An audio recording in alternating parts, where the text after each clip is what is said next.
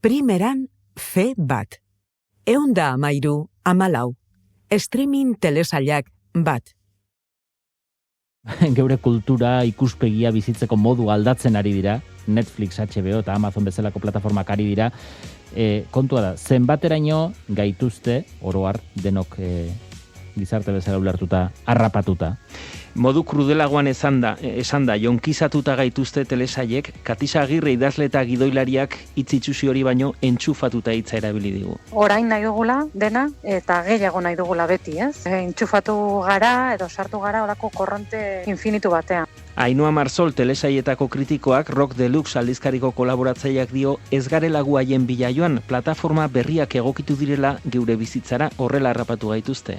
Azkenerako saria gehienak eginda daudela, lan ondoren etxera iritsi eta neurona beharrik gabe ikusi ahal izateko. Gehiengoa behintzat trama oso sinpletara jotzeko ohitura dutela, gutxi kostatzen zaizkigunak ikusteak, ez digutenak eskatzen inongo esfortzurik, ez?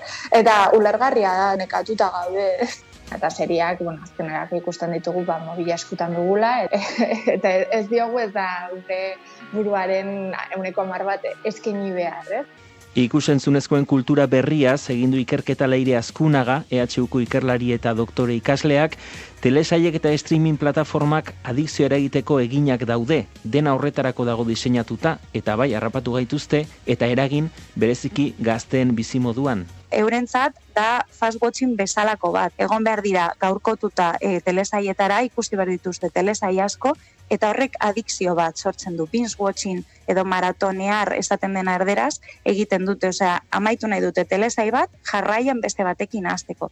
Koldo Almando zinegiaren ñabardura ez dezagun geure buruen gaina, gustoko ditugulako jotzen dugu telesaietara.